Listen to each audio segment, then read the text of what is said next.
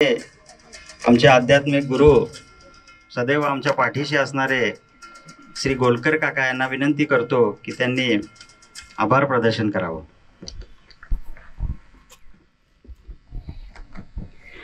नमस्ते सर्व उपस्थित व्यासपीठावरील नामवंत म्हणतो मी त्यांना, की ज्यांना नामवंत म्हटलं जातं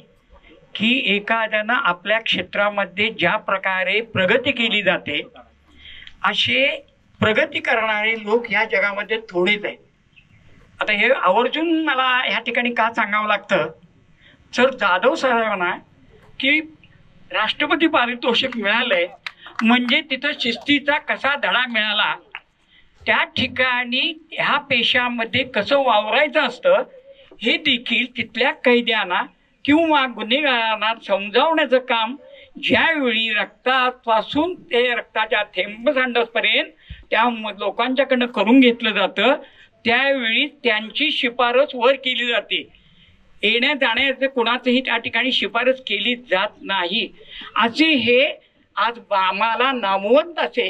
हे जाधव साहेब आणि तसेच सावंत सर हे दोघं, म्हणजे सावंत सरांनी आपली सर्व मुलांची जी काय हिस्ट्री आहे किंवा आपण मुलांनी ह्या वयामध्ये कुठल्या इयत्तेपासून त्यामध्ये प्रगती करायला पाहिजे, सकाळपासून संध्याकाळपर्यंत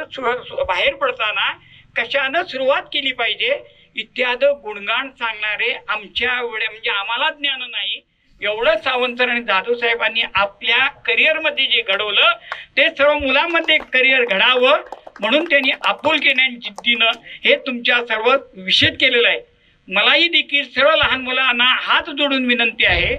की नाना सावंत यांनी जो हा पाया घातला त्या पाया घालण्यामागचा उद्देश की माझ्या घरासमोरच ते व्यायाम मंडळ आहे, त्या व्यायाम मंडळामध्ये काय काय चालत होतं, काय काय होत नव्हतं, कोण व्यसनाधीन माणसं होती, कोण गुटखा खात होती, त्या ठिकाणी आज नंदनवन म्हणजे मंदिर तिथं निर्माण केलेलं आहे। त्या मंदिरात कुठलाही तडा जाणार नाही अशी व्यवस्था नाना सावंत आणि सर्व शिक्षक हे दरवर्षी शिबिराच्या निमित्तानं सर्व मुलांना सांगत असतात। या सर्व शिक्षकांचं आणि नाना सावंतांचे विचार हे सर्व मुलांनी पाठीशी घेऊन त्यांच्या पायावर पाय ठेवून आज जगामध्ये जे काय चाललंय त्याला प्रतिसाद न देता त्याला प्रत्युत्तर द्यायला शिकलं पाहिजे हे मी सर्व मुलांना सांगतो। आज आत्ता मला नाना सावंतांनी हे स्वागतापर जे काय मला बोलायला दोन संधी दिली त्या सर्व व्यासपीठावरील